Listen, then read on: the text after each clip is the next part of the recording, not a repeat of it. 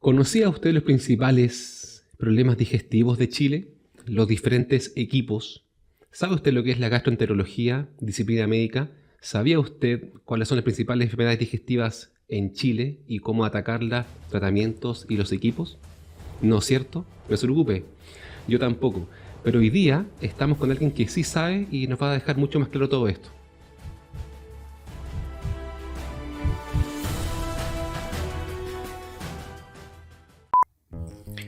Mauricio González. Hola José, ¿cómo estás? ¿Bien usted? Bien también. Médico gastroenterólogo. Así dice la Universidad de Chile. Presalubrista. Eso lo digo yo. ¿Ya? Y lo dicen también en el ministerio. Trabajo algunas horas en el ministerio, en la Comisión Reforma. Una comisión donde nos proyectamos en los siguientes años qué tipo de salud queremos para el país. ¿Sindicalista? Sindicalista, hace más de 20 años que soy presidente de un sindicato ahí en el Hospital del Profesor, el Sindicato de los Profesionales, y es una actividad que me ha apasionado dentro de mi vida laboral. Futbolista, soñador y poeta. Más que poeta, yo diría futbolista y soñador. ¿Ya? Y cuando uno es soñador, también es poeta. Por añadidura. Claro. Me gusta mucho la literatura, me gusta la poesía, admirador de Neruda, pero me falta mucho para hacer poemas. Sí, claramente en mi vida he sido futbolista y participaba en la selección del colegio médico. ¿De qué posición? Mi posición era la 6, o sea, el hachero. ¿Ya? Chico pero hachero, ¿Ya? Bueno para correr. Y se suponía que podía pasar o el jugador o la pelota, pero no los dos juntos. Ya. Pero como con el tiempo las rodillas fallan, ¿Ya? no puedo jugar fútbol a esta altura. Artista marcial. Bueno, el primer deporte que practiqué en forma seria fue Kung Fu, ¿Ya? en la enseñanza media. Y después cuando ingresé a la universidad, ya dejé prácticamente los deportes en forma regular. Lo hacía de manera amateur. Y cuando ya estaba titulado volví al fútbol. Empecé con el fútbol, estuve un buen tiempo jugando, pero con los años lo dejé y ahora volví nuevamente cuando ya las rodillas no me dieron para estar corriendo en una cancha 1 hora y media. Volví al arte marcial, pero esta vez en la disciplina del taekwondo, que lo encuentro maravillosa, es muy lindo. ¿Cierto? Claro, es completo. Así que en eso estoy ahora. Y también folclorista. Mira, folclorista muy dedicado por el lado del folclore. Destacar que mis actividades de folclore se estuvieron fundamentalmente durante la enseñanza media, ¿Ya? haciendo migas y juntándome en un grupo con Miguel Barriga, que es bien conocido por su grupo Sexual Democracia, y otro par de amigos que no son tan conocidos, pero que han tenido sí algunos roles destacados en festivales de folclore en el sur. Y me refiero a Eduardo Vergara, que vive en Temuco, que tiene una voz tremenda, un timbre maravilloso, muy buen guitarrista, y un amigo, Fernando Rutia, que se nos fue hace como 20 años, que alguna vez ganó el Festival de Folclore de Cosquecura, y que era un tremendo folclorista también, pero se nos fue ya. Pero ha sido muy, muy en forma tangencial mis actividades folclóricas. Sí, me declaro un ferviente admirador y seguidor de los grupos folclóricos y del neofolclor chileno. Impecable. Súper. Gracias, Mauricio, por estar con nosotros. Cómo no, un gusto y conversemos. Mauricio, problemas digestivos. ¿Por qué nos pasan estas cosas? Bueno, el por qué nos pasan estas cosas es como lo inherente a la vida. ¿Ya? La única certeza que el ser humano puede tener respecto de su vida es que se va a acabar en algún momento. ¿Ya? Y por algún lado se va a acabar. Y dentro de ellas pueden ser en Chile, que la principal causa de muerte en Chile es la cardiovascular. Tenemos una población que llega prácticamente, toda la población pasa a los 50 años, son muy pocos la mortalidad infantil, y a los 50 años empieza a haber los primeros casos de mortalidad. Y en eso el primer lugar está lo cardiovascular y en segundo lugar está lo oncológico. Esas son las causas por las que se mueren los chilenos. Primera, entonces, para ir dejando claro con la audiencia, cardiovascular. Ahí tiene un tremendo rol la obesidad, y ya vamos a hablar de cuáles son los más determinantes, también, ¿no? Tabaquismo, obesidad, diabetes, hipertensión. ¿Qué cosas modificables? La falta de ejercicio. Nuestra población no hace ejercicio. Claro. Tremendo. Y hay otros factores que en algún momento voy a dejar acá en el bolsillo, que son los más importantes, pero estos son los que todo el mundo cree que son los importantes. Y por eso lo recalco, porque en forma individual la persona puede hacer algo por ello, y sus controles, y tratar de mantener un peso, ir al médico, tener controles de salud, etc. Pero hay otros factores que son mucho más importantes y los voy a reservar por el momento. Por ahora. Porque me preguntaste, bueno, ¿y cómo se puede enfermar desde el punto de vista digestivo? Y cuando hablamos desde el punto de vista digestivo, es un tremendo tema, porque en algún momento, y el culpable de esto es el que inició el padre de la medicina, Hipócrates. Él es el culpable. Estamos hablando de los griegos. Él es el culpable. Ahí comenzó todos los males. No, él es el culpable que se hable de aparato digestivo. Porque Hipócrates fue el que él observó y pudo determinar de que la digestión partía en el estómago. Ahí estaba la primera parte de la digestión y se formaba un quimo, según lo que él nos enseñó, y después dijo que la segunda parte, y algo de razón tenía un rol el hígado. Ahí estaba la segunda parte de la digestión, y de ahí decía él que seguía el proceso digestivo como su curso. Sin embargo, sabemos de que el hígado va por un lado, que tiene un rol en la digestión, pero que es un mundo prácticamente aparte de lo que es el intestino y el estómago y el colon. Es tan así que cuando hablamos de enfermedades gastroenterológicas, nosotros lo metemos como todo junto, todo lo que está en el abdomen y de paso en el tórax que está el esófago, pero la verdad es que cuando uno lo empieza a analizar son prácticamente dos especialidades distintas: el hígado y el intestino propiamente tal. Entonces, ¿por qué nos enfermamos de este aparato gastrointestinal? Porque en algún momento algo falla. Como decía, es la única certeza que tenemos, que en algún momento algo va a fallar del cuerpo. Y en particular el gastrointestinal va a tener sus fallas, ya sea por el tipo de vida que estamos llevando, ya sea por nuestra carga genética, ya sea porque hemos recibido estímulos externos que nos están determinando que se enferme. Y ahí, dependiendo del órgano, vamos a tener un listado tremendo de enfermedades infecciosas, de enfermedades de contaminación, de enfermedades genéticas, de enfermedades que pueden estar dadas por colonización de algunos gérmenes que nos pueden dar. O sea, es muy variadas las causas de enfermedades del aparato gastrointestinal, del hígado, pero y para ello sería necesario ir uno por uno viéndolo. Y todavía no menciono el páncreas, que también tiene su enfermedad. Tiene su rol. Y un rol, y aquí también lo podríamos estar discutiendo. O sea, es muy amplio las causas.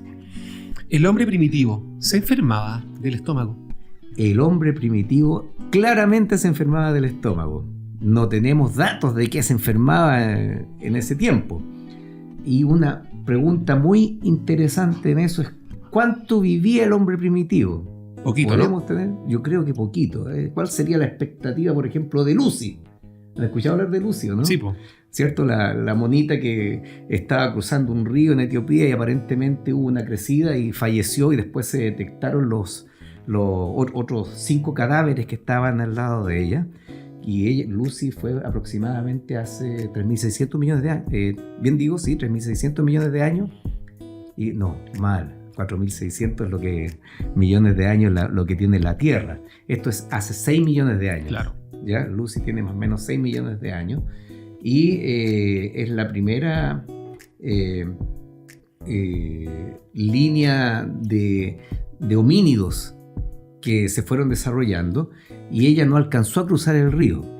Entonces los investigadores y los que se dedican a ver esto del desarrollo de la especie, y en particular del ser humano, tratan de ver más o menos cuánto viviría el ser humano en la época primitiva. ¿Y cómo podemos saberlo?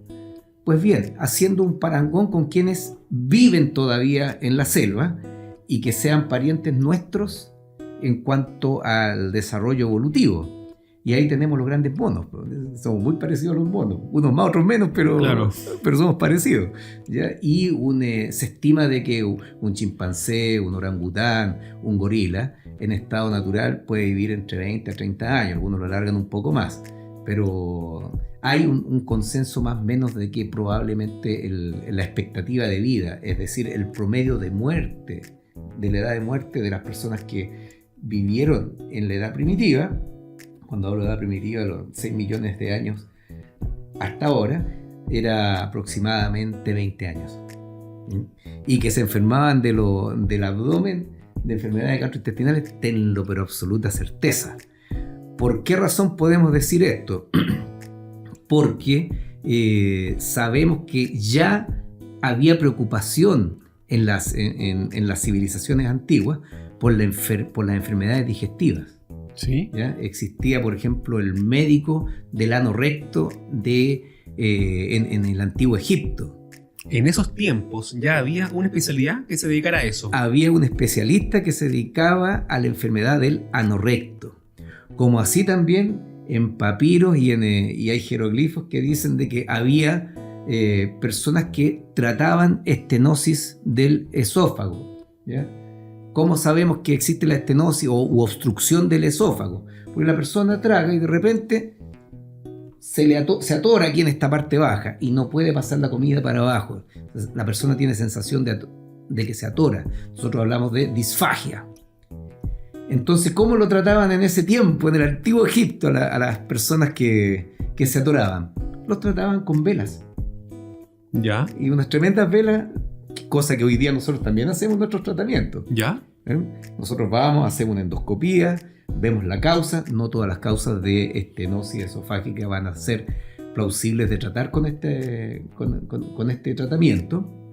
Hoy en día tenemos certeza de qué es lo que está ocurriendo en el esófago y podemos aplicar algún tratamiento para abrir ese esófago. Y dentro de esos tratamientos están unos dilatadores, ¿ya? Que llevan un nombre propio, da lo mismo, un dilatador de Savary, pero uno va y dilata, guiado por una visión endoscópica, dilata el esófago. Para que fluya. Para que pueda pasar la comida hacia el estómago. Sin embargo, esto ya ocurría en el antiguo Egipto y lo hacían con velas. Entonces hay elementos en la literatura que nos dan cuenta de que había personas que de este tipo de enfermedades ya existían antiguamente y ya tenían un tratamiento en ese tiempo. Como así también saber de que, si bien es cierto, empezamos a hablar de endoscopios por acá por el 1800 y ya vamos a conversar, yo creo, sobre ello, porque la pregunta es cómo poder estudiar la enfermedad. ¿Ya? Tú tienes una molestia y cómo estudiamos esa molestia. Y un tremendo rol que ha tenido el estudio de estas enfermedades ha sido a través de la visualización directa o indirecta de qué es lo que está ocurriendo en el interior de las personas, de los pacientes, que hoy en día ha tenido un tremendo desarrollo, que es la cosa endoscópica, pero ya por el 1800 ya existía. Sin embargo, los romanos, en la antigua Roma, en el Imperio Romano, ya observaban los orificios corporales a través de espejos y luces. Así que la idea es más antigua de lo que uno cree, al menos tiene más de 2000 años. El uso de, a través de espejos, andar examinando las distintas cavidades. Entonces, Mauricio, en aquel tiempo ya teníamos una mala alimentación, digamos, que fuera provocando este tipo de dolencias, ¿no? ¿Viste? Estamos cayendo nuevamente en creer de que son algunas costumbres individuales las que nos llevan, y tienes razón en eso.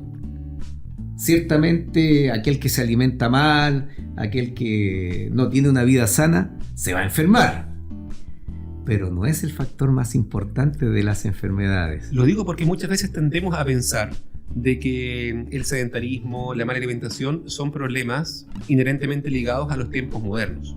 Correcto. Y muchas veces idealizamos los tiempos pasados como que la gente hacía más deporte, se alimentaba mejor. Correcto. ¿Es tan así?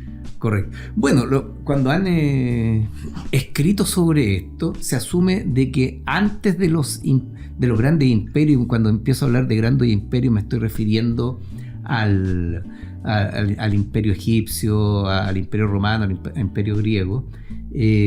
Teóricamente el ser humano se alimentaba mejor, pero como tenía menos control de otras variables, la expectativa de vida era muy baja. Aún así era más baja. Claro, o sea, imagínate el ser humano que estaba en su etapa de ser un recolector, de andar cazando, etcétera, etcétera. Tenía una alimentación muy variada, pero dependía de que pudiera encontrar esta alimentación. Sin embargo, cuando llega el tiempo de los imperios, empieza a reducirse de lo que se alimentaba esta persona, y era lo que estuviera disponible en el imperio. Y qué decir hoy en día. O sea, hoy día podemos ver, si bien es cierto, algunos sectores de la población sí tienen acceso a una amplia gama y me refiero a nivel tanto intra país como interpaíses, tienen disponibilidad de una gran cantidad de alimentos. Hay otros que no.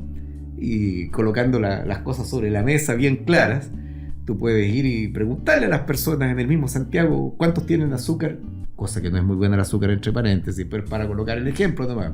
Ojalá no usen azúcar, ojalá usen miel o otros endulzantes, pero bueno, demos el ejemplo del azúcar. ¿A cuánto les dura el azúcar hasta fin de mes? Y nos vamos a llevar una sorpresa que hay un alto porcentaje de la población que no le llega el azúcar hasta fin de mes, solo por dar un ejemplo. Claro. Perfecto. Entonces, ¿cuándo nace, Mauricio, el concepto de la gastroenterología? Podríamos decir que, disculpe, el antepasado viene a ser este médico romano que veía, digamos, recto, ¿cómo era? El ano recto. El ano recto. Lo veía en el antiguo egipcio. Diríamos que ahí nace la disciplina. Yo diría que siempre ha existido médicos que se dedican a la gastroenterología, pero como concepto propiamente tal y llamando gastroenterólogo, yo les diría de que recién por acá, por el 1900, se empieza a acuñar el término propiamente tal. Más estandarizado. Claro, definiendo que era la persona que se dedicaba a estudiar gastroenterología, el estudio del gaster, ya del griego gaster. Eso es importante que lo revisemos. ¿Cómo definimos ya en términos etimológicos y bien conceptuales gastroenterología? Viene de son tres palabras. Gaster, que es el estómago. Gaster es estómago. Gaster es estómago. Perfecto. Enterón, que es intestino, y logía o logos, ¿cierto? Que es el estudio. Claro. ¿Ya? El estudio del gastro, del estómago y del intestino. Y tiene un par de amigos que se juntan ahí, que todas las glándulas anexas que se llaman. Y ahí está el hígado. Los hepatólogos me cuelgan si les digo que son anexos de, porque para ellos es lo más importante. Y Neruda así también lo entendía. ¿Ya? Oda al hígado, no sé si eso lo han Oda visto. Al hígado. Ahí está la oda al hígado. ¿Podemos leerla? ¿O no? Pero por supuesto. A ver. Búsquela nomás. Oda al hígado. Oda al hígado. Y con las palabras de Neruda, que otra cosa. No, va. O los pancreatólogos que les digas que su páncreas es una glándula anexa, no. A ver, estoy como importante de que me estáis hablando. Oda al hígado. Si es que nos acompañara al internet estaríamos mejor.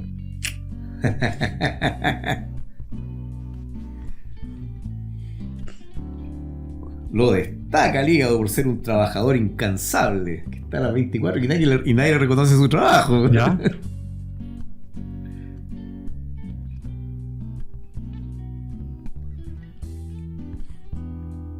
Entonces, gaster, que significa estómago. Así es. Y entero, que significa intestino. Intestino. Entonces, gastroenterología viene a significar el estudio del estómago. Ahí está. Acá lo encontré, parece también. Ya.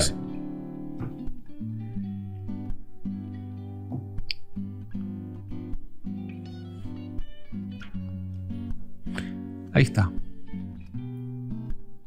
Es un poco largo. Sí. Lo vamos a leer igual. Son como 3 páginas. ¿Sí? No es corto. Modesto, organizado, amigo, trabajador profundo. Déjame darte el ala de mi canto, el golpe, el aire, el salto de mi oda. Ella nace de tu invisible máquina. Ella vuela desde tu infatigable y encerrado molino. Entraña delicada y poderosa, siempre viva y oscura. Mientras el corazón suena y atrae la partitura de la mandolina, allí dentro tú filtras y repartes, separas y divides, multiplicas y engrasas. Subes y recoges los hilos y los gramos de la vida, los últimos licores, las íntimas esencias, víscera marina, medidor de la sangre. Vives lleno de manos y de ojos midiendo y trasvasando en tu escondida cámara de alquimista amarillo. De alquimista. Amarillo es tu sistema de hidrografía roja, etc. Así interesante, es. No, son palabras de Neruda. Por algo el premio Nobel y reconocido a nivel internacional como un tremendo poeta que después de Miguel de Cervantes revoluciona el arte escrito en español. Yo soy un ferviente admirador de Neruda, su poesía, especialmente en la época romántica. Pero dentro de los reconocimientos y a quien le canta Neruda, le canta también al hígado. Y volviendo al tema del estudio de la gastroenterología, el hígado también aparece ahí como un convidado a la mesa. Un invitado de piedra. ¿Ah? Para los gastroenterólogos que se dedican al intestino es como un convidado de piedra. ¿Ya? Pero hay gastroenterólogos que se dedican a la hepatología en forma exclusiva, porque es una tremenda línea de estudio totalmente distinta. Como comentábamos al principio, las causas que pueden hacer enfermar a las distintas partes del intestino son distintas y su enfrentamiento es distinto. Por ejemplo, algo que todo el mundo habla hoy en día es del famoso Helicobacter pylori. ¿Ya? Todos lo conocen y le pueden poner un nombre u otro nombre, pero que ataca el estómago y todo el mundo quiere además tratarlo. Por lo demás es una patología reconocida como GES en el país y hay una indicación de tratamiento sí o sí. Sin embargo, el Helicobacter pylori no tiene nada que hacer en el hígado y ahí serán otros gérmenes los que estarán actuando en el hígado, y ergo tienen un tratamiento distinto, un manejo distinto, pronósticos distintos, atacan distinto y todo diferente. Entonces, es tan así como se va dividiendo la gastroenterología y como hay subespecialistas para cada parte del cuerpo, que en algunos lugares del mundo tienen planes de estudio por separado. Los hepatólogos, que son de la rama de la medicina interna, estudian la carrera de la hepatología, y los gastroenterólogos que se dedican al tubo digestivo propiamente tal, estudian otro plan de estudio totalmente distinto. En Chile no. En Chile nosotros tenemos un plan de estudio que primero somos médicos generales, después somos internistas, después somos gastroenterólogos, donde sabemos de todas las enfermedades, de toda la línea gastroenterológica, entendiendo desde la boca hasta el ano, pasando por el páncreas y por el hígado. Y después, de una vez que se es gastroenterólogo, es decir, ya que has pasado 12 años estudiando, ahí te dedicas o a la hepatología, estudiando un año más hepatología, o bien te dedicas a la parte endoscópica y la parte del estudio del intestino, que habitualmente es otro año más de estudio ya más dirigido a la parte endoscópica. Un amigo el otro día estábamos conversando acerca de los laxantes. Ya. Y me contó que un día estaba en su casa, llegó su esposa y de forma bien vehemente le dijo: lo sé todo. Y automáticamente produjo una reacción digestiva en él. Muchas veces los problemas psicológicos, la ansiedad, trae como consecuencia algún problema digestivo. Tal cual, es una tremenda línea de trabajo y dentro de los gastroenterólogos hay personas que se dedican, yo conozco varios que se dedican a esta parte de las enfermedades que llaman las enfermedades ligadas a, bueno, como estos son los trastornos funcionales del intestino. Hay un grupo de médicos que se dedican a esto y es conocido, no solamente en ese sentido, sino que yo te diría que jóvenes que de repente tienen que ir a dar una prueba, les dicen, vas a tener que, mañana tienes una prueba, y ese mismo día, antes de ir a dar la prueba, están con diarrea. Claro. Eso es algo conocido. ¿Por qué nos pasa eso? Eso es porque hay una relación directa entre el cerebro, que esta relación no está del todo conocida, pero sí existe una relación entre el cerebro y el intestino. Y es más, existe un sistema enteral nervioso y que relaciona tanto el intestino con el cerebro. ¿Cómo ocurre esto en forma totalmente clara, fisiopatológica, lo pudiéramos explicar? No es del todo conocido. O sea, qué mecanismos están implicados en esto no son del todo conocidos, pero sí se sabe que existe. ¿Y cómo se sabe que existe? Justamente la observación de este tipo de cosas. Hay personas que frente a un estado tensional, a estrés, se les suelta el estómago. Claro. Y tienen que partir al baño y les duele. ¿Ya? Y el dolor es real. ¿Ya? Sí, no es que se lo estén imaginando. Tienen ese dolor y tienen esos cambios en el hábito intestinal. ¿Estamos ante un boom de las enfermedades digestivas actualmente? Los tiempos modernos, la competencia, la presión, ¿trae como consecuencia el aumento de esta dolencia? Yo diría que más que un boom, porque como comentábamos hace unos minutos, cuáles son las principales enfermedades, de qué mueren los chilenos, cuáles son las enfermedades que tenemos que nos están aquejando, ¿cierto?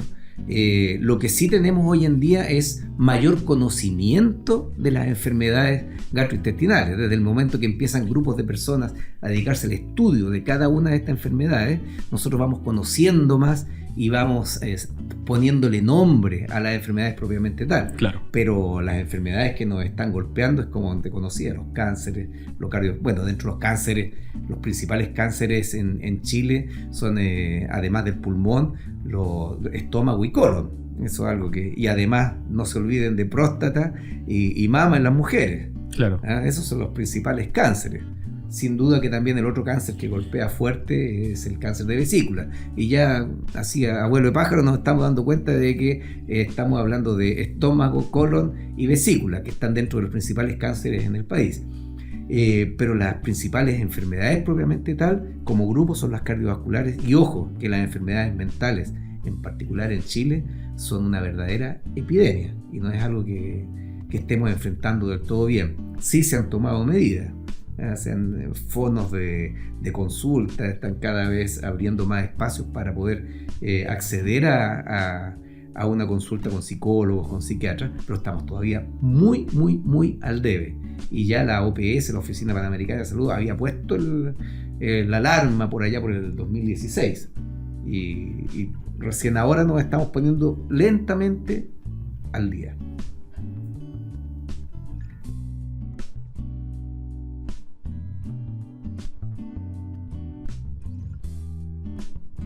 Bueno, conversábamos, Mauricio, y quisiera insistir con eso. O sea, entonces, no es que la sociedad hipercompetitiva en la que estamos actualmente, donde todo el mundo anda muy ansioso, todos andamos ansiosos, etc., traiga como consecuencia mayores problemas digestivos, sino que por el contrario, también puede suceder que la misma tecnología nos permita tener una mayor precisión en la visualización y diagnóstico de enfermedades que quizá siempre han habido, pero que antes no se veían, ¿o no?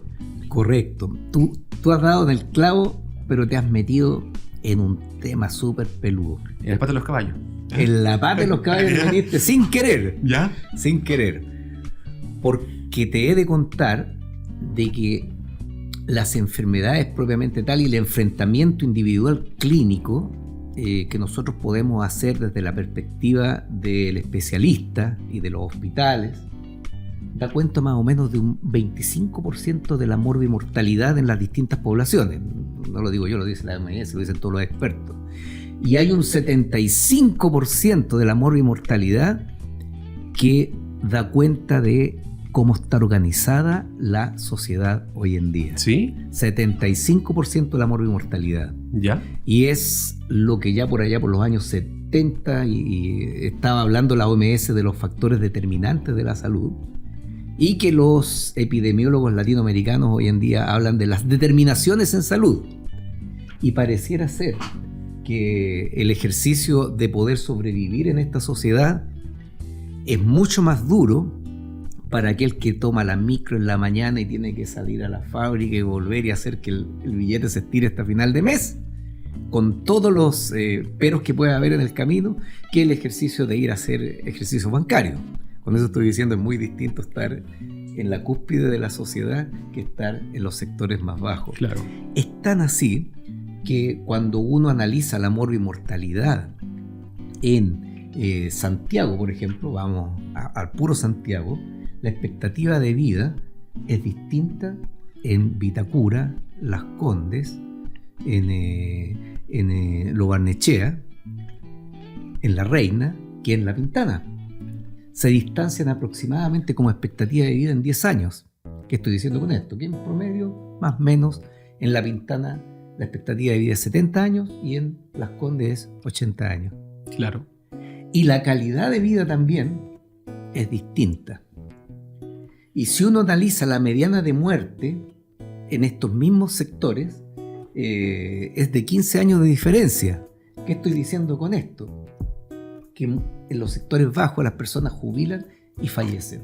Claro. No así en los sectores altos, que pueden realmente tener un júbilo, una jubilación.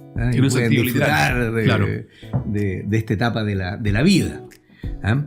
Entonces, ¿por qué te lo planteo cuando tú dices, o sea, estamos llevando un tipo de vida? Y más allá de las medidas individuales que podamos tomar para tener una vida sana, tenemos una sociedad que está organizada de manera bizarra, de manera tal que está produciendo enfermedad y mortalidad. Y que eso es mucho más difícil de abordar. Y que es más determinante en la morbimortalidad de la población. Para poder hacer un cambio ahí en ese plano, tendrías que cambiar la sociedad. Claro.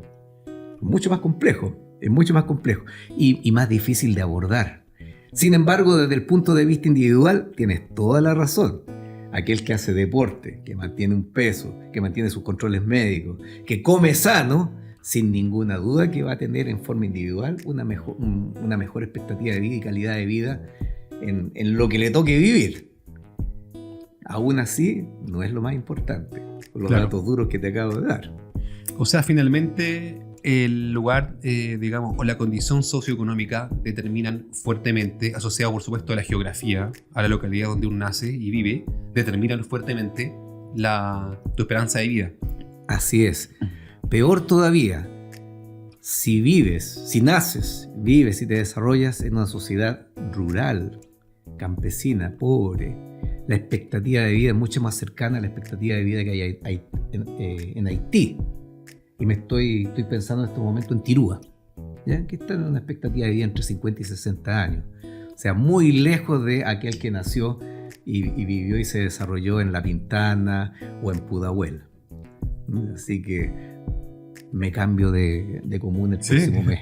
Me vengo para acá, para Las Condes. Mauricio, y en eso que es un dato general respecto de la enfermedad, de la esperanza de vida, llevado en concreto a lo que es gastro, vemos una prevalencia mayor. ¿En qué sectores socioeconómicos de los problemas digestivos? Eso es muy entretenido. Hay un tema cuando se toma. Te voy a dar solo un ejemplo. Hablan del efecto paradójico del alcohol. Efecto paradójico del alcohol. Efecto paradójico del alcohol. ¿Cuál es el efecto paradójico del alcohol? ¿Qué es lo que han observado? Yo podría suponer algo. A ver, estoy seguro. ¿Por dónde? A ver, dale. Ya, yo diría, el alcohol es nocivo, me resta, pero cuando la gente consume alcohol, por lo general lo hace con amigos y se ríe. Y el reír se suma. ¿Sí? No sé, se me ocurre eso. Buena, ¿no? Bien. Bueno, ese es como hablan de las bebidas espirituosas. Como en algún momento el alcohol también nos puede hacer sentir en ciertos estados de ánimo que todos los conocen y si se bebiera en forma adecuada, cosa que es relativa y que si lo digo de esta manera puede que más de alguien me tire las orejas. Yo debería ser bien estricto en decir evite el alcohol o la dosis que tenga que tomar sea muy, muy baja. Pero ¿para qué estamos con cosas? En todas las sociedades históricamente y desde otrora, ¿qué decir? Como los griegos engañaron a Polifemo, ¿cierto? Este monstruo que tenía este gigante con un ojo, y le hicieron beber alcohol y se arrancaron de la cueva donde se los estaban comiendo. La historia de Ulises. O sea, el vino está desde hace mucho tiempo. Hay que hablar del dios Baco, etcétera, y las bacanales, etcétera. Claro. Pero es conocido que su consumo en forma nociva, que está bien determinado cuánto es, ¿cierto?, puede determinar una enfermedad al hígado y puede determinar cirrosis a mediano plazo y largo plazo. Entonces hay que tener bastante ojo con cuánto se bebe, qué calidad de vino, etcétera, etcétera, o qué calidad de alcohol. Sin embargo, el efecto paradojal que observaron los hepatólogos del alcohol es que a iguales cantidades y calidad de alcohol, en los países más pobres se enferman más del hígado que en los países más ricos. ¿Ah, sí? Sí, señor. Misma cantidad de alcohol. Misma cantidad de alcohol, si lo quieres ver desde otro punto de vista, medido en gramos. Yeah. Porque nosotros cuando hacemos una estimación de cuánto bebo, tenemos que tratar de objetivarlo. Mire, se cura hasta quedar... No. Pero, ¿de qué estamos hablando? Porque alguien puede con muy poco alcohol curarse. Sí, existen las sensibilidades individuales al alcohol. Ya quiere decir, por ejemplo, hay algunas poblaciones que tienen déficit de la enzima que degrada el alcohol, como los japoneses. Eso es étnico. Étnico, claro, y genético. Entonces ellos beben muy poquito y este alcohol, claro, además de quedar pero botado, fallecen. ¿Sí? Por tomarse 3, 4 cervezas, 5 cervezas. ¿Ah, sí? Sí, señor. Eso es algo conocido. Las fiestas universitarias llevan de la mano el consumo de alcohol y cada cierto tiempo fallecen algunos por haber bebido un poco más de la cuenta. Y un poco más, no mucho más, porque tienen un déficit del alcohol deshidrogenasa, cosa que no se da en otras poblaciones. ¿Qué estoy diciendo con eso? Que tiene una sensibilidad distinta al tóxico propiamente tal. Es una intoxicación aguda. Pero así también se da en el consumo crónico. En el consumo crónico, no todos los que beban cierta cantidad de alcohol van a hacer una cirrosis. Se estima de que, dependiendo de cierta cantidad, 1 de cada 3 va a ser la cirrosis. Y eso va a depender de características genéticas propias. Pero ese es un promedio a nivel mundial.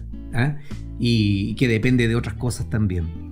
Sin embargo, a iguales cantidad de alcohol, medido como gramos de alcohol, ¿sí?, en las poblaciones de mayor ingreso socioeconómico hacen menos daño que en las poblaciones de más bajo nivel socioeconómico. Entonces, y es lo que conocemos como efecto paradojal del alcohol. ¿Qué hay detrás? No sabemos, o sea, quiere decir entonces, es que estoy entendiendo bien, de que hay una suerte como de ya condición genética que se fue creando justamente como consecuencia de la condición socioeconómica que me predispone de mejor forma al consumo. Muy buena interpretación. Pudiera ser eso, pero se estima que no es así. Ya. Pero sí, bueno, porque es una forma de verlo. Yo tengo muy poco tiempo para producir algún cambio así. Perfecto que lo pienses que sea así, porque pudiera ser. No es del todo descartable, pero se estima que son otras las condiciones que están determinando el daño. Y es nuevamente lo que estamos conversando, de que aparentemente esta vida de sobrevida que llevan unas poblaciones implica también mayor estrés, y mediante ese mayor estrés habrían factores neurohumorales que van determinando inflamación y daño. Neurohumorales, claro. Y eso tiene relación justamente con el estilo de vida. Claro, con la forma de vida. No es lo mismo, como insisto, o sea, por ejemplo, riesgo de padecer un infarto al miocardio es mucho mayor en poblaciones pobres que en poblaciones ricas. Y que va más allá de qué es lo que comen, qué es lo que fuman, qué es lo que respiran, que va mucho más allá que eso. Hay un factor extra que es el factor social. Claro. Mucho se ha dicho también de que hay ciertos trastornos que, por el contrario, son mucho más comunes en sectores acomodados. Ah, claro, claro. Por ejemplo, los temas mentales, ¿no? Claro. Hasta por ahí, porque las enfermedades mentales tienen una distribución también de tipo social. Hay más enfermedad y es esperable, porque personas que viven en condiciones de hacinamiento, el alcoholismo es un verdadero flagelo en ciertas poblaciones. Hoy en día la drogadicción, el miedo, ¿eh? También eso va determinando patología social. El miedo no solamente de la delincuencia, cuando uno dice miedo, delincuencia, pero el miedo a no saber qué voy a pasar, si me enfermo hoy, ¿qué pasa? ¿Qué pasa? Claro. Voy al hospital y me van a dar el tratamiento que me corresponde, etcétera, etcétera. La incertidumbre es muy fuerte. Entonces las personas hoy en la sociedad vemos que tienen miedo. Y ese miedo se estimula también a que exista. A través de propaganda, a través de que lo que nos muestran en la televisión, etcétera. No nos dan certeza, nos dan seguridad. Claro. Y eso es muy importante. Y eso va generando patología social. Ninguna duda. Mauricio, ¿cómo estamos en Chile respecto a los índices estadísticos de lo que es gastro? En cuanto... En un contexto mundial, digamos. Mira, hay algunos países en el mundo que tienen mayor cantidad de algunas enfermedades. Nosotros particularmente tenemos mucha enfermedad de cáncer y cáncer gástrico. Nos destacamos malamente en el mundo, ¿ya? Junto con Japón, Costa Rica, la misma China, ¿ya? Estamos dentro de los países que tenemos más cáncer gástrico en el mundo. Pero así también, y a mucho orgullo de pertenecer a la Sociedad Chilena de Gastroenterología y ser parte de los equipos que trabajamos en la detección, se ha ido avanzando mucho en hacer buenos diagnósticos, en cubrir a la población de manera adecuada, en buscar esta enfermedad y en diagnosticarla, y en formar gente que esté luchando, entre comillas, contra esta enfermedad. Tenemos, y el servicio público también cada vez cubre con mayor eficiencia el país, y se había registrado una disminución de mortalidad por cáncer gástrico en el 2018. No sé si esto va a ser una tendencia en que le estemos ganando a esta enfermedad, pero aparentemente sí hay buenos resultados por ese lado. Por otra parte, dentro de las enfermedades gastrointestinales, es decir, de que vamos aumentando el número de pacientes con cáncer de colon. Cosa que se da en los países desarrollados, pero yo creo que eso va muy de la mano en forma global con el aumento de la expectativa de vida. En la medida que uno está de mayor edad, la población, son otras las enfermedades que van apareciendo. Antes no existían personas tan viejas, digamos. Claro, no es lo mismo morirse a los 50 que morirse a los 70, a los 80. Sin duda van a ser otras enfermedades las que les van a... Y entonces van a decir, pero está aumentando tal cáncer. Claro que está aumentando tal cáncer, porque la población es distinta. Claro, diferente población. Y además, la forma de expresión de esta enfermedad, la fisiopatología que está detrás es distinta, ¿ya? Como comentaba hace un rato atrás, el Helicobacter pylori sí es un factor conocido determinante de aparición de cáncer gástrico, y por lo tanto estamos hablando de un factor externo, tratable y prevenible, ¿cierto? A diferencia del cáncer de colon, donde parece que son factores genéticos que van apareciendo con el envejecimiento del ser humano, los que van determinando la enfermedad. Y por eso que con el tiempo, si la población envejece y has controlado algunas enfermedades, después aparecen las otras, las que de todas maneras iban a aparecer. Como comentamos al principio, sí. Hay una sola certeza: vamos a morir. De algo que morir. Claro. No somos eternos. Entonces, Mauricio, ¿cuáles son las principales enfermedades gástricas en Chile? Bueno, si es por enfermedades, entendiendo como enfermedad el no sentirse bien. O sea, dolencia. Dolencia, ¿sí? ¿Cierto? Porque una cosa es tener, hoy día me siento bien, mañana ya no me siento bien. Hasta ayer andaba tranquilo por la vida, jugando, saltando, tocando la guitarra, haciendo entrevistas, y hoy día no me siento bien para seguir haciendo esta cosa. Claro, hubo un cambio en las circunstancias. Hubo un cambio, ya no soy el mismo de ayer. Y ahí tenemos enfermedades que son totalmente benignas y que no van a tener aparentemente, y digo aparentemente porque hasta ahora la ciencia dice que no tiene ninguna implicancia en lo que es la sobrevida ni tampoco complicaciones, como el colon irritable y el reflujo. El reflujo lo vamos a dejar un poquito ahí porque puede tener algunas complicaciones. O sea, serían dos dolencias: colon irritable. Colon irritable y reflujo. Y que está dentro de las enfermedades que llamamos funcionales. Son las dos más comunes. Las dos más comunes, que se estima aproximadamente un 20% y algo más de la población que está afectada solo de colon irritable. ¿Sí? Así es. Y mucha gente que quizás lo sufre, pero no va al médico. Yo te diría que la inmensa mayoría de las personas quieren ir al médico. Quieren ir al médico. Quieren ir al médico. ¿Por qué? Porque detrás, ¿qué es lo que cuando te duele, llamemos en buen chileno, la guata? ¿Cuál es el susto que aparece inmediatamente?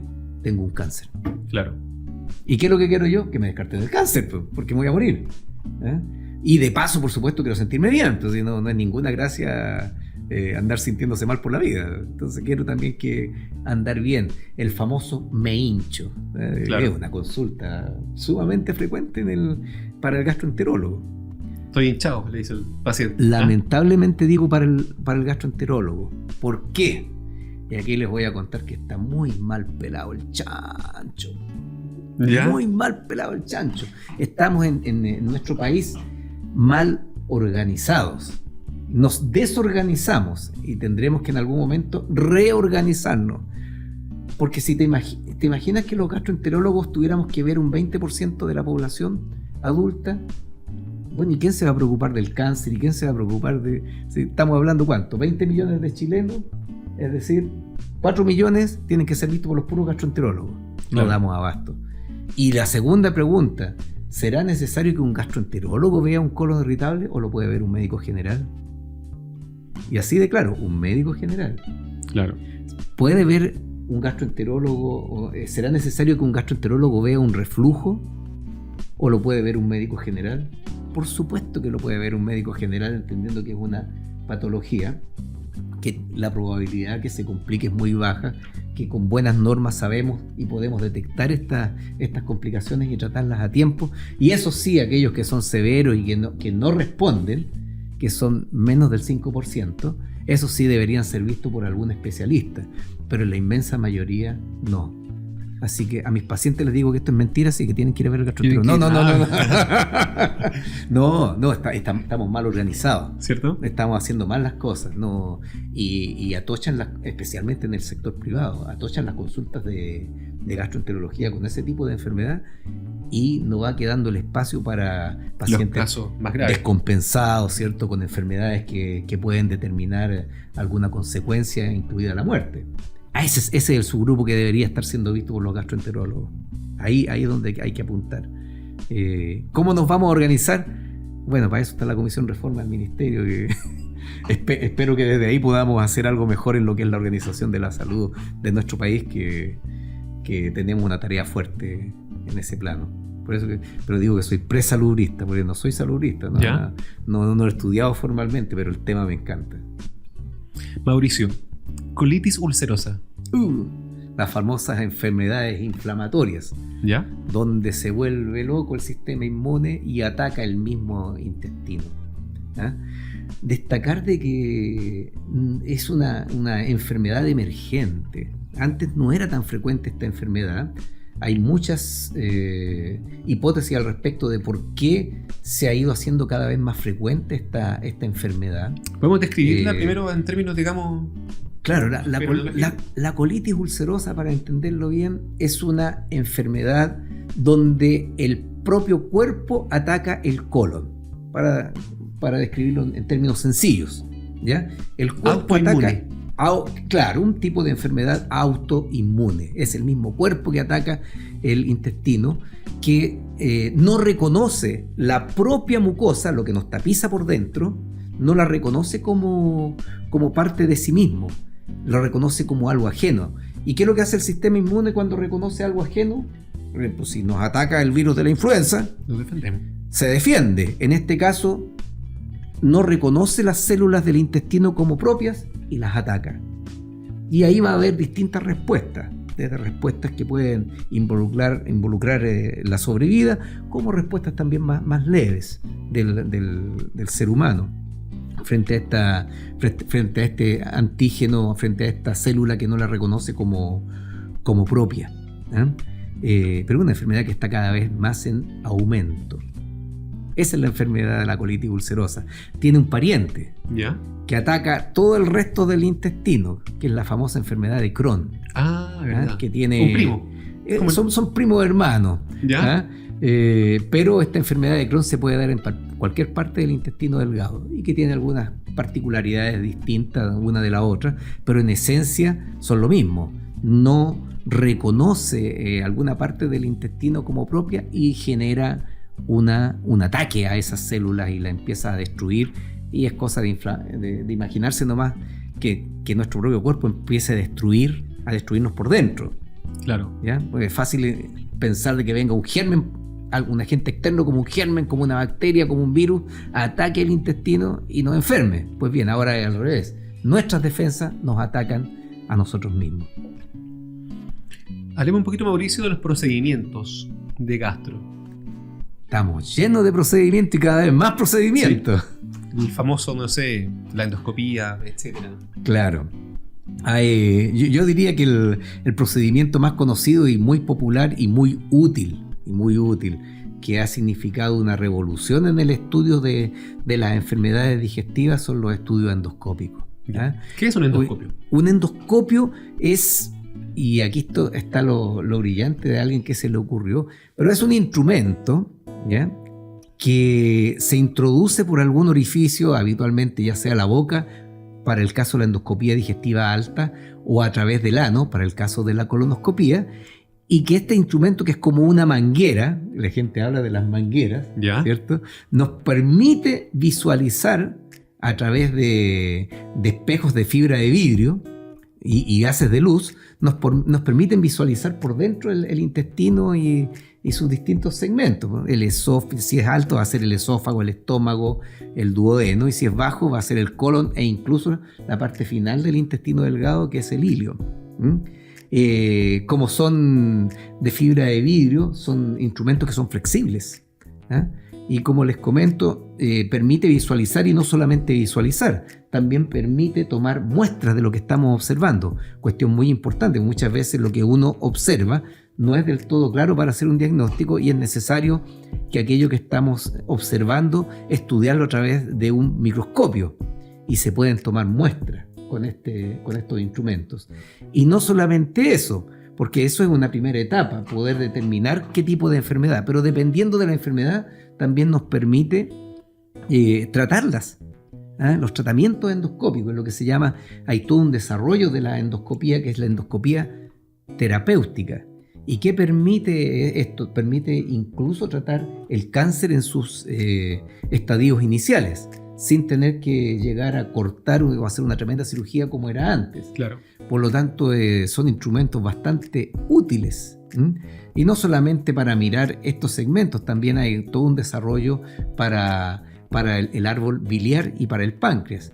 Y hoy en día podemos también tratar, desde hace algunas decenas de años, los cálculos que están en algunas vías que van a dar hacia el hígado, despejar, o incluso podemos también colocar algunas prótesis que nos permiten desobstruir segmentos que estén tapados, ya sea en la vía biliar, también en el intestino, y son prótesis que se han desarrollado para todo esto. Entonces hay una tremenda gama de alternativas de estudio y tratamiento de enfermedades gracias a estos instrumentos. ¿Qué decir el rol que tienen estos instrumentos en los casos de enfermedades agudas? Estoy pensando en las hemorragias, particularmente las hemorragias del tubo digestivo alto. Ahí el rol de la endoscopía es fundamental. Pero ojo, muchas veces se confunden con que si yo estoy sangrando, lo más importante es la endoscopía, y no es así. Lo más importante es estabilizar, porque lo que mata es la falta de sangre en las arterias y en el organismo. Entonces lo primero es tratar de recuperar esta homeostasis, llamémosla así, del organismo, de manera tal de que esté sobreviviendo primero para poder tolerar este procedimiento. Porque yo puedo parar el vaso que está sangrando y ser brillante en eso, pero quedarse impaciente por no haber hecho lo otro, que es lo primero, estabilizar a las personas. Pero volviendo al tema central, eso tiene que ser hecho pronto, la parte endoscópica en el caso de un sangrado. Pronto, pero no es lo primero. Ese es el concepto, pero obviamente es fundamental, porque después hay que cerrar la llave de donde se está perdiendo la sangre. Y ahí hay un rol tremendo de toda esta tecnología. Entonces, el endoscopio, Mauricio, tiene una función diagnóstica y también terapéutica. Así es. ¿Sí? Así es, diagnóstica, terapéutica. O sea, y es fundamental el diagnóstico de cualquier, por ejemplo, colitis ulcerosa. Tengo necesariamente que recurrir a una endoscopía para determinar Así es. la enfermedad, ¿no? Hoy por hoy bueno, la colitis, todas las enfermedades tienen pruebas que son diagnósticas para la enfermedad, ¿ya? Cuando alguien aparece en una consulta con una determinada enfermedad, cuando alguien entra a la consulta de un médico con una determinada dolencia, lo primero que uno tiene que mirar es la persona. ¿Y qué es lo que va a mirar un médico? Es hombre, es mujer, es de tal edad y tiene tales síntomas. Yeah. Entonces, a simple vista. No, lo primero, claro, cómo camina, cómo sonríe. No es lo mismo alguien que está... Si yo me pongo así, ¿qué es lo que piensan ustedes? Está deprimido. Sí. Está triste. Está triste. Podemos decir que está triste, está decaído. Tuvo un mal día, etc. Entonces, la actitud. Pero también yo puedo estar así porque estoy gravemente enfermo. Claro. ¿Ah? Entonces, primero hay una observación de cómo camina, cómo sonríe, cómo saluda. ¿Quién es? ¿Quién es esta persona que está entrando? ¿Ah? ¿Qué características tiene? Y después empieza a contarle a uno una serie de cosas. Bueno, ¿y por qué viene usted a consultar? Yo consulto porque tengo diarrea. Entremos en el tema de la colitis ulcerosa. ¿Ya? Tengo diarrea con sangre. Desde hace 3 meses he visto tales doctores. Me han dado tales tratamientos.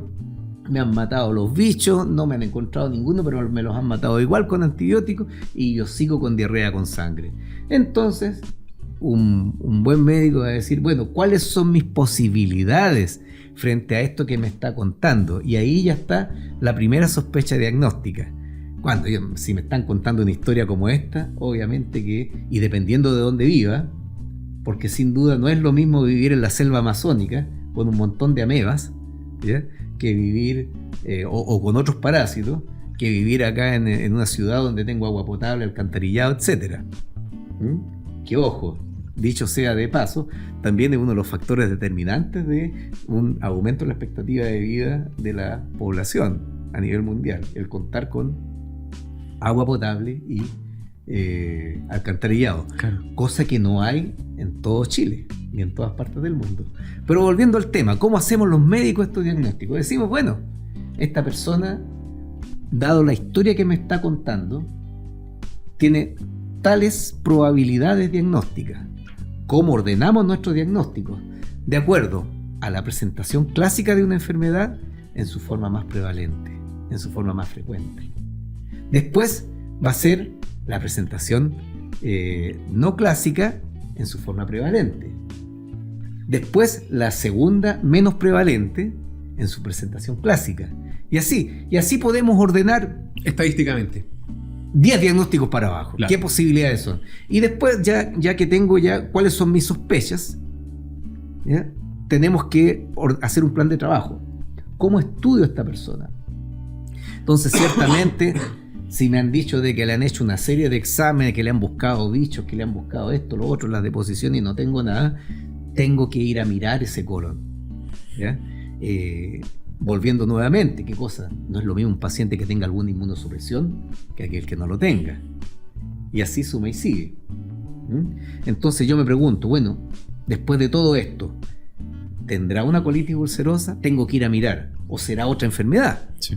Necesariamente tengo que echar mano a un endoscopio. en este caso en particular una colonoscopía que no necesariamente y va a ser dependiendo de la persona, si cómo estés, qué tipo de colonoscopía le voy a hacer, qué énfasis voy a hacer en cómo enfrento el problema, ¿ya? Y dependiendo, por supuesto, y no estamos todavía conversando, porque la primera medida, a lo mejor una persona que esté muy afectada por su enfermedad, lo primero que voy a hacer va a ser hospitalizarlo en vez de hacerle la colonoscopía. Claro. Es decirle, no, venga con el resultado de la colonoscopía de aquí a un mes. A lo mejor puede estar tan gravemente enfermo que tengo que hospitalizarlo, estabilizarlo, pasarle sueritos, etcétera, etcétera. Y en el camino, por supuesto, para poder hacer el diagnóstico, hacer el uso de esta técnica que es la colonoscopía y que nos puede dar la enfermedad, el diagnóstico de la enfermedad.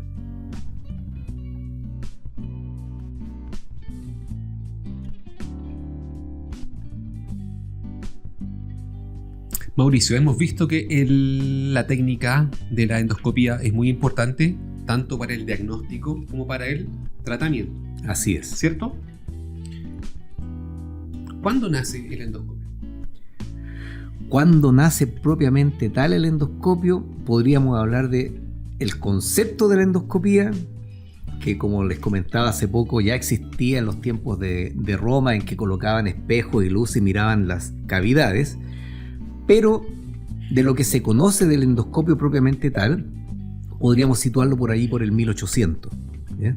Donde Bossini, que trabajaba en una universidad en Alemania, publica que es posible observar los órganos, o más bien las vísceras internas, me refiero con esto al estómago, introduciendo un endoscopio por la boca, y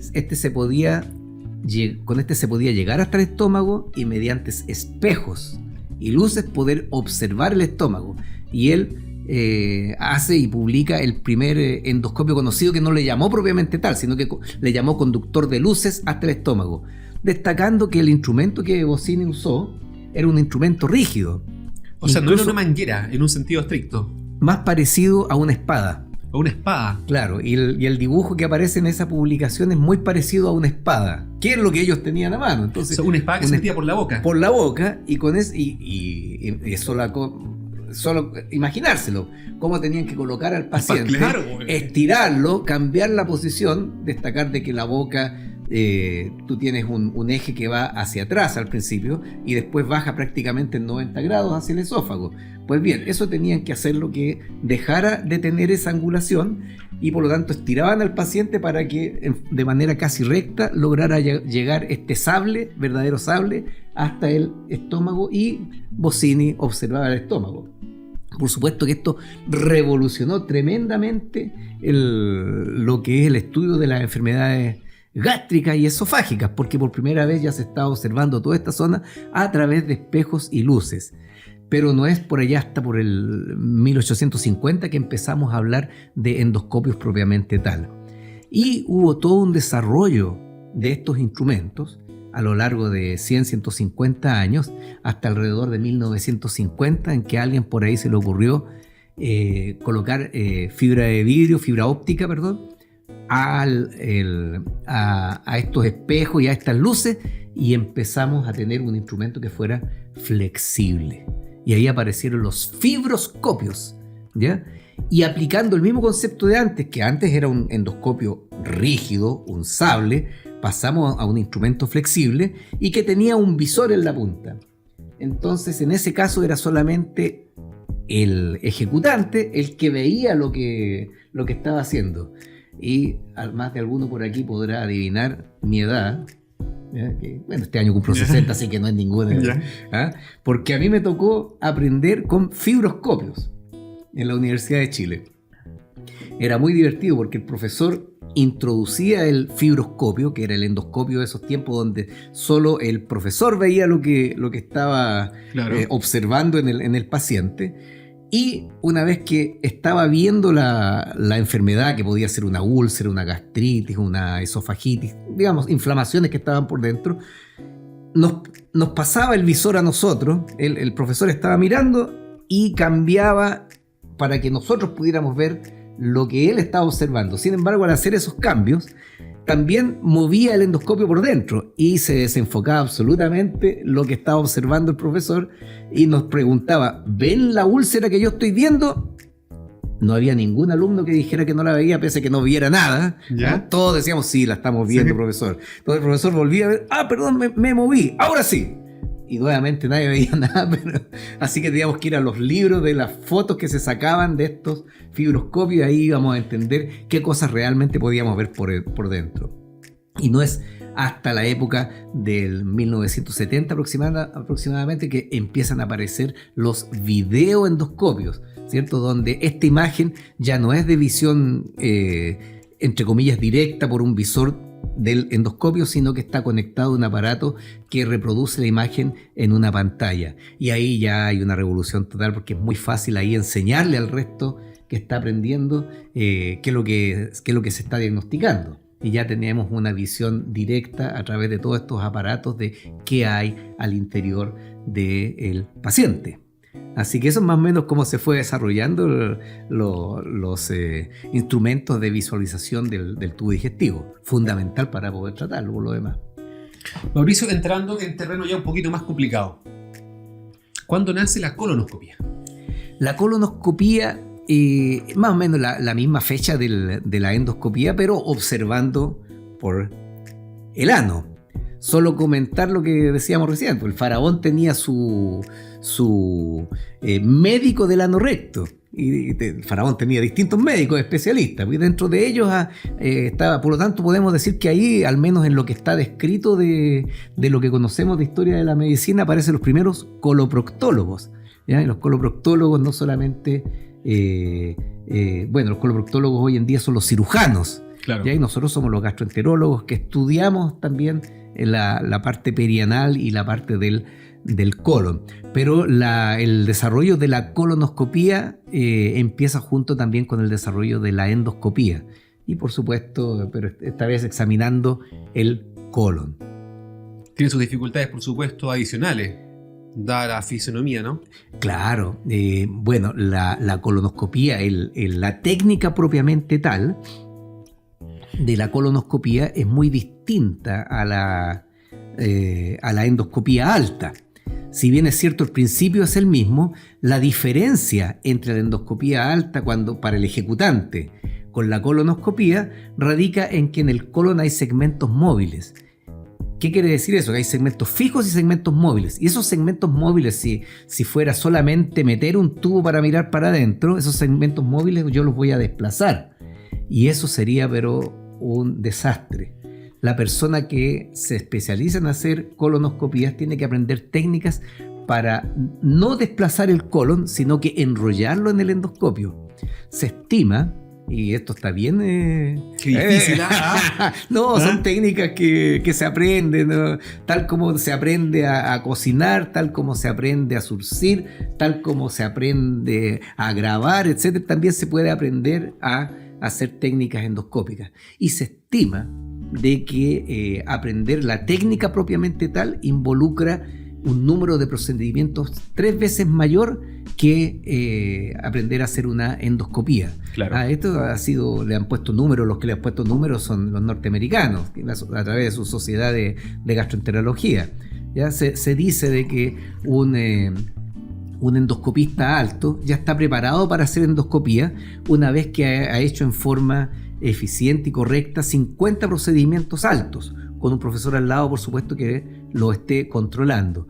Sin embargo, un colonoscopista requiere aproximadamente 150 procedimientos que lo haya hecho en forma correcta, adecuada, con ciertos patrones de calidad que se exigen a un procedimiento, y que por supuesto haya hecho los diagnósticos pertinentes.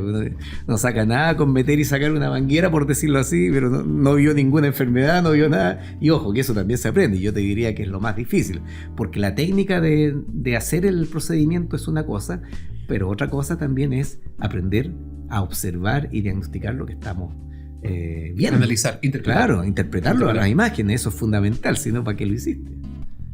Mauricio, luego de la evaluación inicial del paciente, ¿qué tienes que ver para determinar si vas con una endoscopía o con una colonoscopía? Tal como conversábamos hace poco, la persona que ingresa a una consulta viene con toda una serie de características que es fundamental para el médico conocer cuáles son las características de esa enfermedad, por lo que viene a consultar. Y lo primero que va a decir es dónde tiene las molestias. Y las molestias pueden ser o porque le duele al comer, o porque le duele en ayunas, que tiene ciertas características como ardor en la parte alta del abdomen, en el centro, o bien puede venir porque está con diarrea, porque es diarrea con sangre, porque tiene tales antecedentes en la familia y por lo tanto quiere descartar, por ejemplo, si tiene riesgo o no de tener un cáncer de colon. Ergo, si yo estoy sospechando que lo que estoy enfrentando es una patología del tubo digestivo alto, voy a indicar una endoscopía. Y viceversa, si estoy sospechando que la enfermedad que le aqueja a esta persona es una patología del colon, o la parte distal, la parte final del intestino delgado que se llama ilion, le indicaré una colonoscopía. Ah, vale, por eso. Ah, ya, impecable. Mauricio, dado como nos has descrito la colonoscopía, imagino que muy poca gente quisiera hacerse una colonoscopía. ¿Qué recomendaciones puedes darnos para nunca en nuestras vidas tener que hacernos una colonoscopía? Bueno, puede ser una decisión personal no hacerse nunca una colonoscopía, está dentro de lo que uno puede decidir. Sin embargo, bueno, se preconiza que en un mundo ideal, con muchos colonoscopistas, con muchos colonoscopios, el ideal es que alguien se pudiera hacer una colonoscopía, ojalá a los 45 años. Obligadamente. ¿Con qué objetivo? Detectar lesiones premalignas. Y esto hablando de población general que no tiene ninguna factor de riesgo conocido, como por ejemplo familiar de primer grado, padre, madre, hermanos con cáncer de colon, ya que ahí se preconiza que la persona se haga su colonoscopía 10 años antes del caso índice. Por ejemplo, si su padre o su madre ha tenido un cáncer de colon a los 50 años, bueno, pues bien, esta persona tendría que hacerse una colonoscopía a los 40. Y así suma y sigue, o si viene alguien con una sospecha de colitis ulcerosa, tendría que hacérsela en ese momento. Pero para no hacérsela nunca, esa indicación no existe, salvo que fuera una decisión personal claro. Si uno quiere prevenir el cáncer de colon de manera eficiente, idealmente hacerse hoy día una colonoscopía a los 45 años. Sin embargo, esto puede que cambie. ¿Sí? Porque se está cada vez desarrollando más y ya se descubrió algunas técnicas de estudio no invasivo para detectar si existe probabilidad de un cáncer en el colon a través de un estudio en deposiciones. Eso ya está, ya es parte de. Sin embargo, deja de lado un estudio precáncer. Claro. Porque podemos hoy en día diagnosticar el cáncer y en forma efectiva, ¿ya? Una sospecha de cáncer. Pero lo que uno tiene que tender es, hoy por hoy, ir a mirar el colon por dentro para detectar lesiones preneoplásicas, ya que todos o una gran cantidad de personas han escuchado hablar de los famosos pólipos, ¿ya? Y sabiendo que los pólipos tardan años en llegar a ser un cáncer, entonces uno con una colonoscopía puede detectarlos e incluso sacarlos antes de que sean un cáncer. Eso es lo que da la indicación de hacerse una colonoscopía a los 45 años. Claro. Como preventivo. Como parte absolutamente preventivo. Pero ese es un mundo ideal. Eso no existe prácticamente en ninguna parte del mundo, salvo para poblaciones muy acotadas. ¿Ya? Algunas poblaciones que tienen seguros especiales, etcétera, etcétera, pueden tener acceso a eso. Pero hay estrategias paralelas que pueden servir para ir acercándose a prevenir prevenir la enfermedad propiamente tal, entre comillas prevenir, o sea, detectar a tiempo lesiones que puedan desarrollarse como cáncer de colon. Y esto es a través de estos métodos que te converso, que detectan sangre en deposiciones o cambio de algunas proteínas, etcétera, etcétera, y hacerse una rectosigmoidoscopía flexible. La mezcla de esto y otros exámenes puede acercarnos a prevenir muchos cánceres de colon, no necesariamente haciendo una colonoscopía a todo el mundo. Mauricio, ¿qué es lo más fuerte que has visto? Lo más duro que te ha tocado vivir, digamos, médicamente hablando, en tus funciones actuales o históricas. En lo histórico, yo creo que, bueno, lo voy a mencionar porque si me pregunte que sea bien claro y crudo en lo que me ha tocado ver, tremendo, y que no me voy a olvidar nunca. Fue estaba prácticamente recién egresado de la carrera. Para contextualizar, año más o menos, año, lugar, ubiquémonos. Estamos hablando más o menos del 1990 en el servicio de urgencia del hospital. En 1990, o sea, transición, dictadura, democracia, más o menos. En ese tiempo. ¿Ya? Justamente ¿Dónde? en ese tiempo, en el hospital José Joaquín Aguirre, en el servicio de urgencia. ¿Ya? Ya que estaba abierto la urgencia, llega una lolita, ya debe haber tenido unos 20 años, una cosa así, más o menos, y que esta niña estaba en una piscina y por esas cosas de la vida se puso a jugar en el drenaje de la piscina y sacó la tapa. Y sacó la tapa con la piscina llena y el drenaje la chupó y prácticamente le sacó todos los intestinos a través de la región perianal, del sector del ano. Y ella llegó moribunda al servicio de urgencia del JJ Aguirre, acompañada de sus familiares, quienes le tomaban los intestinos y trataban de empujárselos hacia la cavidad abdominal. Esto había salido todo, había sido reventada por debajo y se los empujaban hacia la cavidad abdominal. Llegó con la familia y nos la pasaron así, prácticamente moribunda y destruida por abajo, porque había ella quedado sentada y había sido succionada por este drenaje de la piscina. Yo te diría que en términos de ver un desastre de su condición de vida, yo te diría que eso es lo más fuerte que me ha tocado ver. Llegó esta niña al servicio de urgencia y se activó obviamente el equipo reanimador. Rápidamente le pusieron oxígeno, vía y cuánta cosa y la llevaron al pabellón para tratar de salvarla. Pero recuerdo que no logró sobrevivir a este trauma tremendo.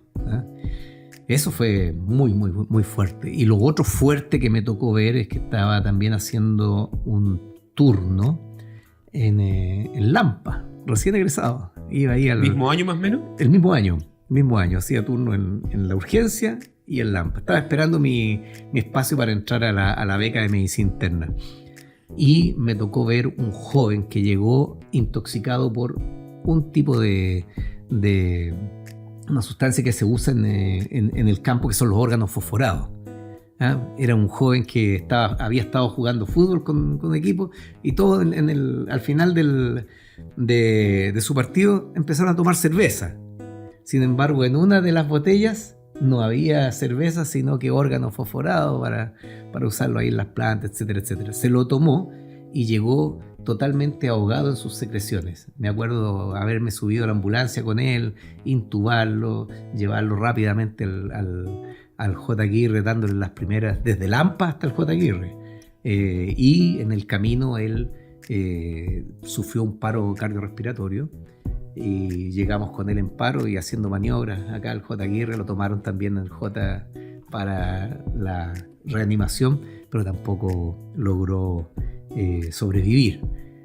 Pero fue tremendamente dramático para mí estas dos situaciones, que fueron situaciones de urgencia en las cuales uno hace todo por tratar de revertir la situación, pero fue imposible. Qué terrible. Imposible. No, es fuerte en los primeros, especialmente los primeros años de tu vida, ver situaciones que son accidentes y tú tratas de hacer todo lo que dicen los libros, pero no tiene, la naturaleza está diciendo otra cosa y ante ti estás viendo cómo se va la vida de un ser humano. Es fuerte.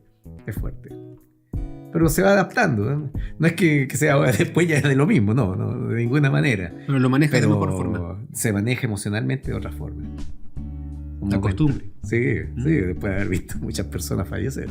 Más aún cuando me dediqué 20 años a los tratamientos intensivos. Así que, ahí vi muchas personas que fallecieron, pese a un montón de medidas instauradas. Mauricio, estamos llegando a la parte final de esta entrevista. ¿Ya? Y tenemos que preguntarte: ¿libro que nos recomiendes? Oh, muchos libros, muchos libros. ¿Algunos en especial? En particular, como les comentaba al principio, un soñador no puede dejar de leer El Quijote. Cervantes nos deleita a la humanidad con estas páginas y dándonos siempre una esperanza y viendo a este hombre delgado, leptosómico, que se para frente a los gigantes y lucha contra ellos, y los gigantes están al lado de nosotros, el hambre, la guerra. Pero él los ve a estos gigantes en los molinos de viento. El Quijote hay que leerlo, ¿no? Es ser parte de este mundo y no latinoamericano o de la lengua española, y yo diría de la humanidad. Hay que conocer ese libro y disfrutarlo, degustarlo y tenerlo ahí. El Quijote es algo que hay que leer. Pero sin embargo, si alguien quiere tener alguna formación política, en mi opinión, hay 3 libros que no puede dejar de leer. Vamos allá. 1, Platón. No te puedes perder a Platón, en particular La República. Claro. ¿Ya? Y ahí ya te formas una idea de cuál sería su modo de ver una organización de una sociedad donde, con todos sus pros y sus contras, pero creo que es un libro que tiene que estar en las manos de alguien que estudie cómo funcionan las sociedades. Y de paso, tiene que leer también ¿cómo se llama? Que le costó cárcel y todo. Y hoy hablamos de, ¿cómo se llama? Aquellos que no... El Príncipe de Maquiavelo. Por supuesto, sí, pues el Príncipe. No se pueden perder el Príncipe de Maquiavelo. Acerca del poder, ¿o no? Claro, ¿qué es lo que hace el ser humano por tener el poder? Y el pobre Maquiavelo, lo único que hizo fue describir. No sé si lo han leído. Pero por supuesto, claro. Claro, él describe, mire. Describe las cosas como son. Como son. No como deberían ser. Claro, no, esto es así. Así es como funciona. Y ha funcionado. Lo agarraron, lo metieron preso. Claro. Por estar ahí hablando cosas que nunca han sido así. ¿Ya? Y sin duda que El Capital de Marx, que un tremendo intelectual, describe cómo funciona la sociedad en cuanto al desarrollo desde su punto de vista, ¿cierto? De cómo los seres humanos van cambiando la sociedad en el tiempo. Entonces son esos 3 libros de un punto de vista político, hay que estudiarlo. Es algo que no puede estar fuera de alguien que se para a mi modo de ver y observa y quiere tener una posición, porque puede tener la que quiera. Pero ahí hay una descripción científica de cómo está la sociedad funcionando. ¿Ya? Para mí esos son 3 libros fundamentales. Pero, y yendo a lo que conversaba al principio, uno no puede dejar de ver la vida con alegría, con romanticismo, y tomar los poemas de Neruda es volver a ser adolescente. 20 poemas de amor y una canción desesperada. Yo creo que el que lo lea se enamora nuevamente de su pareja, porque es tremendamente enriquecedor para el alma la poesía romántica de Neruda. Es la etapa que por lo demás a mí me gusta más de Neruda. Esas son mis recomendaciones. No, impecable, súper bien. Estamos de acuerdo, Mauricio. Comparto sus recomendaciones. Así que bueno, eso es lo que creo. No, sobre todo el Quijote. O sea, igual nunca hay que perder como esa ingenuidad, digamos, un poco loca que tiene el Quijote siempre. Claro. El poder lanzarse finalmente. Claro, atreverse. Ve su Dulcinea del Toboso. Llega a esa taberna donde está esta chiquilla media suelta de trenza, sirviendo, pero él ve a una mujer dulce, llena de todas las cualidades para ser cualquier esposa buena mujer, y la Dulcinea del Toboso era una prostituta que estaba ahí. O sea, lo idealiza, como los niños. Absolutamente, claro. Absolutamente. Sí, no, Quijote es muy lindo, y cómo juega con todas las metáforas. No se puede perder en eso. Sí. Mauricio, ¿película? También, ¿verdad? Películas, Muchas también. Hay cosas que son películas que me han marcado. Yo me acuerdo muy bien por allá por los 80 haber ido al Cine Imperio. Ahí, en el centro, cuando funcionaba, y ver Blade Runner. ¿Ah? Harrison Ford. En ese tiempo Harrison Ford era el protagonista de Blade Runner, y cómo tiene que ir y detectar a los replicantes que eran en ese tiempo. ¿Sí? Se hablaba de estos androides que eran máquinas y tenía que detectarlos y destruirlos. ¿Ah? Y para mí Blade Runner fue una película que me ha gustado mucho. Pero tampoco no puedo dejar de mencionar al menos un par de películas más, que La Naranja Mecánica. Ah, excelente, Kubrick, ¿no? Y ahí vamos a Beethoven de nuevo. No, Cómo está la novena de Beethoven y ahí está Alex, ¿no? Alex, claro, que va haciendo de las suyas por la vida con sus amigotes. Y es una película, pero muy buena, fascinante. Sobre todo la escena final donde los someten a esa terapia, digamos, audiovisual. Claro, y está ahí y la sufre toda, pero aparentemente después logra sobreponerse de todo esto y sigue siendo quien es. Que es lo que finalmente es lo que el mensaje de la película. Es preferible ser un malo por voluntad que un bueno que te tienen desde fuera, te tienen obligado a ser bueno y tú lo sufres todo. Es mejor ser malo por voluntad, que podría ser una de las lecturas de la película. Pero la película per se es maravillosa. Yo la degusté de principio a fin. Y sobre todo en esa época. Además, claro. Sí. Bueno, totalmente rupturista y causó, igual que algunos libros. Ahí el mono desnudo en su época también causó tremendo revuelo. ¿Ah? ¿Cómo podían, por los años 70, describir al ser humano como un mono y que fuera objeto de estudio? No, ahí pusieron el grito en el cielo. Era la época de un cambio cultural tremendo. Pero también en el cine aparece esta otra película que pone en jaque todo. Dentro de los latinoamericanos... García Márquez. García Márquez me encanta. ¿Ya? 100 años de soledad, uno también ahí lo disfruta. Y de cine latinoamericano me gusta mucho Subiela. Hombre mirando al sudeste. Sí, al sureste. Uruguayo. Uruguayo. Sí. Hombre mirando al sudeste, No mires para abajo. Son dos películas que muy, muy, muy entretenidas y que recomiendo de todas maneras verlas.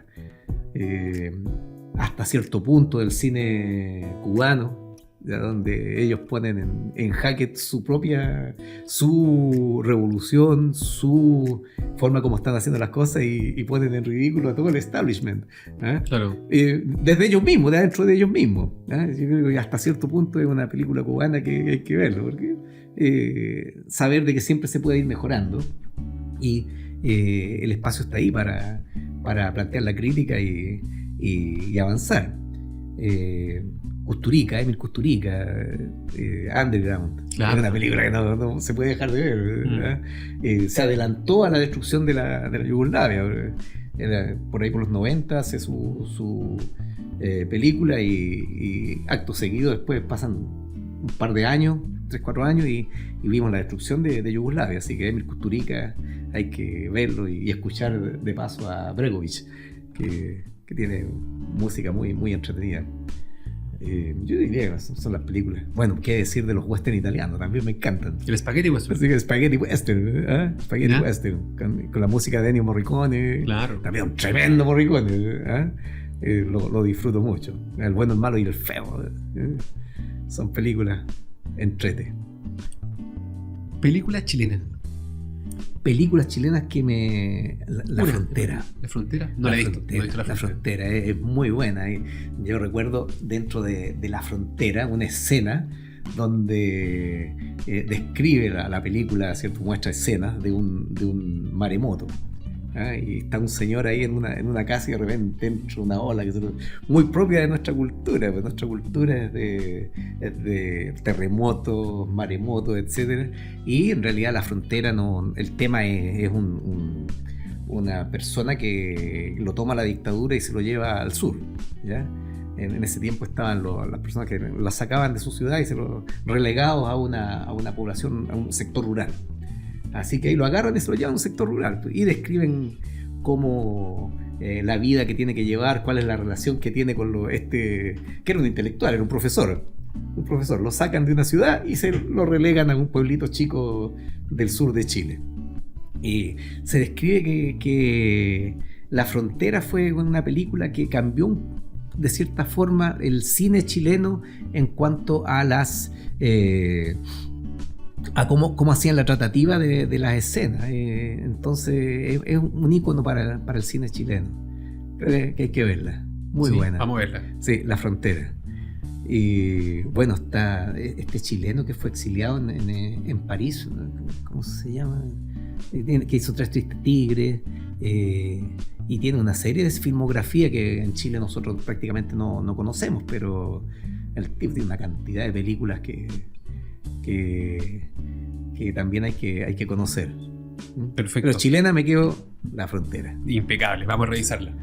Mauricio, usted que es folclorista, o entre comillas, una canción en general que usted sienta que le guste, que le escuche y que diga, pucha, no sé, que le salga la piel de gallina y diga, pucha, me encanta esta canción, y que se la escucha en la radio así de forma espontánea, mejor, más me gusta. A ver, ahí claramente definir primero que nada qué entendemos por folclore, ¿ya? Para poder situarlo en si vamos a hablar del neofolclore o el folclore. Y cuando hablamos de folclore, es aquellas canciones que no tienen una característica, que es anónimo, ¿ya? Es tan antiguo, tan profundo. Claro, anónimo. Y ahí la Violeta Parra se dedicó, bueno, hemos tenido muchos folcloristas que se han dedicado a recopilar estas canciones y darlas a conocer. Entonces, una canción que me llegue del folclore propiamente tal es Casamiento de Negro. Casamiento de Negro, Casamiento ¿cierto? de Negro, sí, ¿no? Ahí bueno, después ella hace canciones también, pero ya ella no es folclore, ya tiene autor conocido. Pero entonces en Casamiento de Negro ella la recopila simplemente. La recopila. Y la escucha que la gente la canta en el campo. Claro, y ella la recopila, la escribe, los grababa. Está Casamiento de Negro, está esta otra, está Una carreta enflorada, se detiene en la capilla. Cuando no sé cómo se llama esa canción, pero también es conocida y que es propia del folclore. Sí, pero Casamiento de Negro para mí es una canción linda, ¿cierto? Y trágica, ¿no? Y dentro de los autores que tienen música de raíz folclórica y que hacen sus canciones, obviamente está toda la discografía de Víctor Jara, de la misma Violeta, y los grupos que nosotros conocemos, el Quilapayún, el Inti Illimani, son tremendos grupos, tremendos músicos, y cada una de ellas, incluso una de estas en particular dentro del Quilapayún, del Pueblo Unido Jamás Será Vencido, es cantado a través de... En todo el mundo. De toda la orbe. Claro, en todo el mundo, en distintos idiomas. Claro. Tal como al revés, por ejemplo, una canción del folclore, porque es del folclore, pero la conocemos en todas partes del mundo y que incluso ha sido tomada para algunas películas y series, el famoso Bella Ciao. También. Que me encanta. ¿Qué es folclore? Folclore italiano. Y que lo tomaron y después lo han cantado y lo han adaptado y lo han tomado bandas. Que quizás propone un mensaje como global de unidad, por eso que es más susceptible a ser transcrito a diferentes idiomas, ¿no? Claro, además del mensaje, la música es muy... Tú puedes no entender ni nada de italiano, pero cuando estás escuchando te va llevando y te va entusiasmando. La música per se es entusiasmadora, ¿ya? Pero ya, y una vez, claro, tú puedes ir y también leer el contenido, y claro, realmente son contenidos universales que entusiasman sin duda, pero la música también es buena. Y este otro, Ese Pueblo Unido Jamás Será Vencido, la canción también tiene una estructura más bien clásica, europea, pero como lo va desarrollando, hace de manera tal de que la música per se te va capturando. Sí, captura. No, es muy bueno. Mauricio, ha sido un placer. Hemos aprendido bastante, de verdad que es una charla muy, muy enriquecedora. Qué bueno. Hemos disfrutado bastante, ha sido muy grato, de verdad, Mauricio, muy grato. Y te queríamos dar las gracias. De nada, pues yo también entretenido, y tal como te comenté al principio, cuando me dice que quiero entrevistar, pero ¿qué es lo que va a hacer? Una conversación. Pucha, a mí me encanta conversar. Pero claro, nos dimos cuenta. Así que, y si no fuera porque hay cosas que hacer y yo también, y me imagino ustedes también tienen que hacer cosas, seguiría conversando. Esperemos que se pueda repetir. Con gusto. Así que, Mauricio, un gusto tener acá. Ya, muchas gracias. Muchas gracias. Y cuando digan nomás. Hasta luego. Nos vemos en un siguiente episodio de Industrialmente Hablando. Chao. Chao.